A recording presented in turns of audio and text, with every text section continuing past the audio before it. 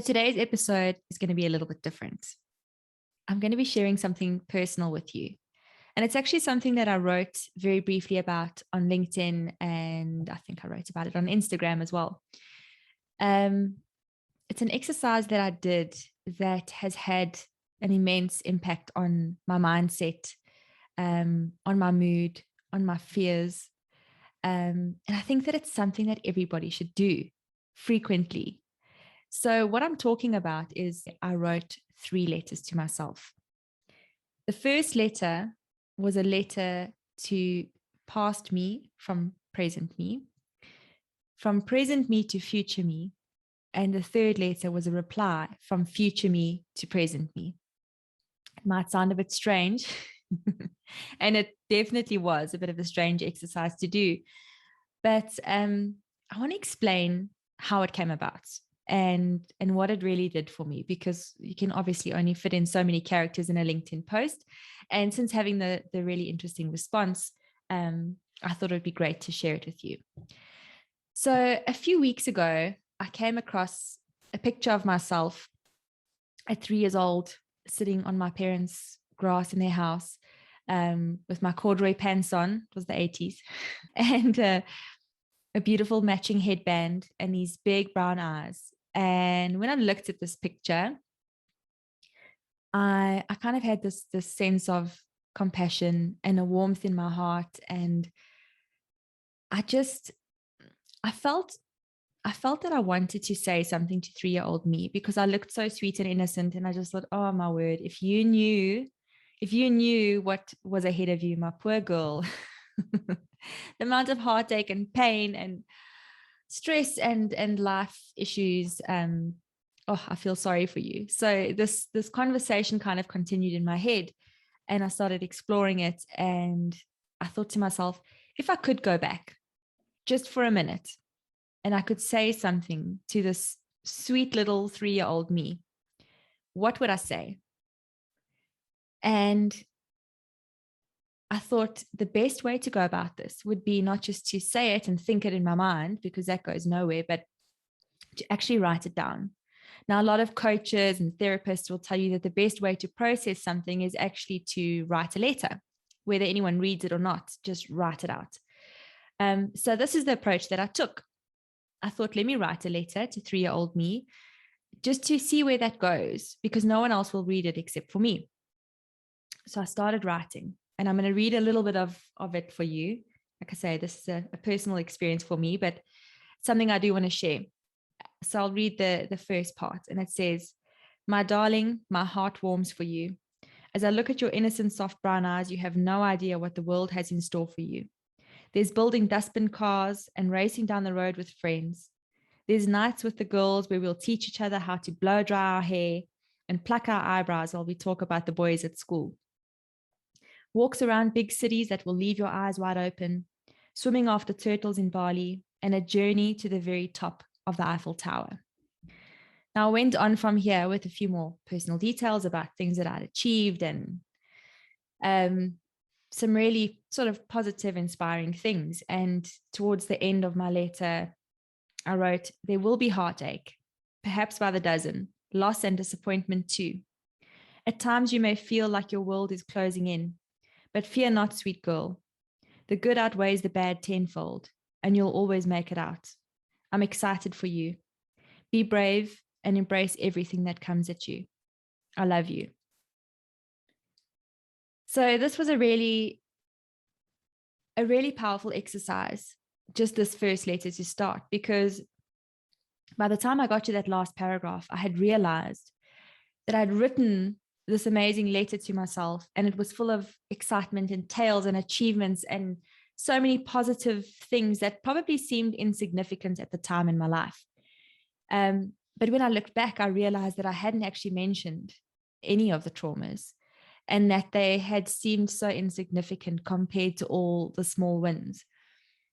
So that was a process that was really, really inspiring. And I just felt so warm that originally when I'd looked back on my past and gone, oh, shame, you poor girl. Oh, you have no idea what's ahead of you. I realized that that's not the life that I've had. I've had this beautiful story between 3 years old to now.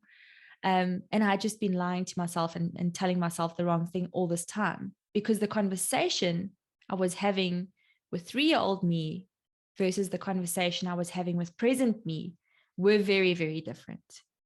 So then it started making me think, but why? Why do I tell myself a different story? Where's that compassion and that self-love that I had in the letter to myself at 3 years old? So then I decided, and this is where it got difficult.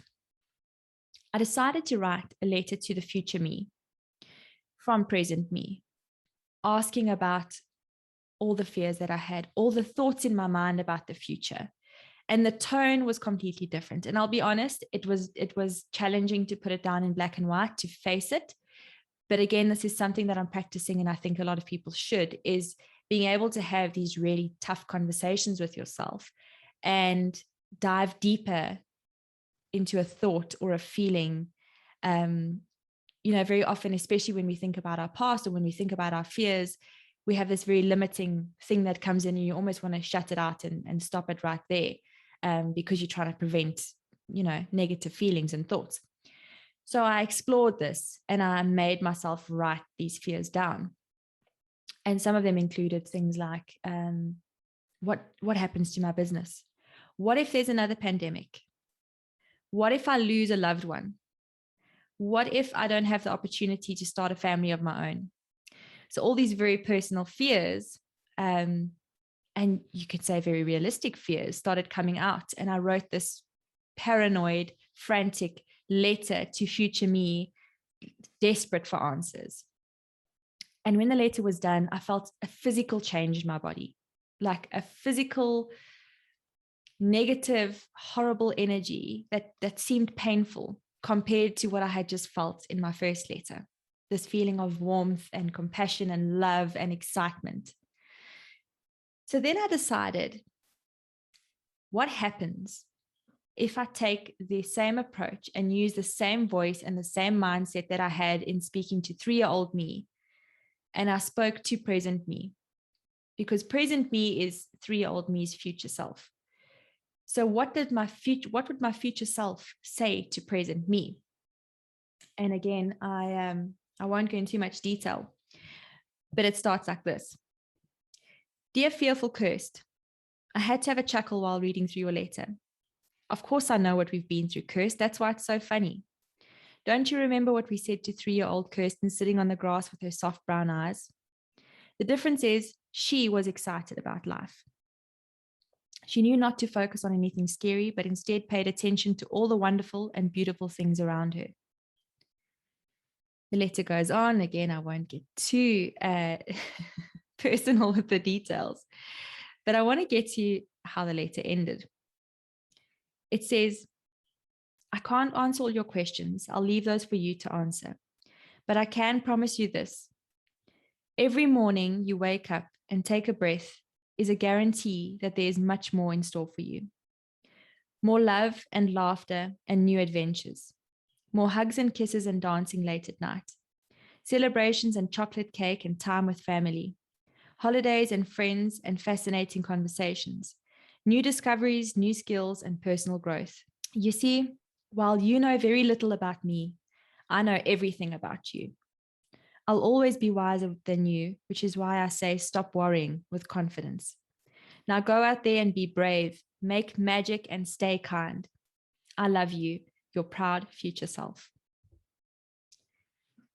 So it is weird, I know, to write these letters to yourself, but the shift in mindset when all of a sudden you're approaching a conversation with yourself with love, the same as you would do for a family member or, a partner that you have unconditional love for. Why do we not have those same conversations with ourselves? So it's transformed my mindset to understand that whatever fears I have right now and whatever lies ahead, negative and positive, the negative is actually irrelevant. Because I know now, looking back, that the good always outweighs the bad. And it's the small, insignificant things that we take for granted that mean so much. And that, no matter what happens, I will survive and I will continue as I always have done. And I need to stop focusing so much on the negative what ifs and start looking at the positive what ifs and start appreciating the present moment. So I hope you enjoyed this episode. And I really hope that you will take up the same exercise. It's something, like I said, I think we should do frequently. And I actually can't wait to do my next one, to be future me and have these same conversations. It's going to be very, very interesting and very enlightening. So enjoy it. And if you do take up this exercise and you want to share, I would love to hear how this works out for you. Feel free to pop me a mail or connect with me on LinkedIn, and let's take this conversation further.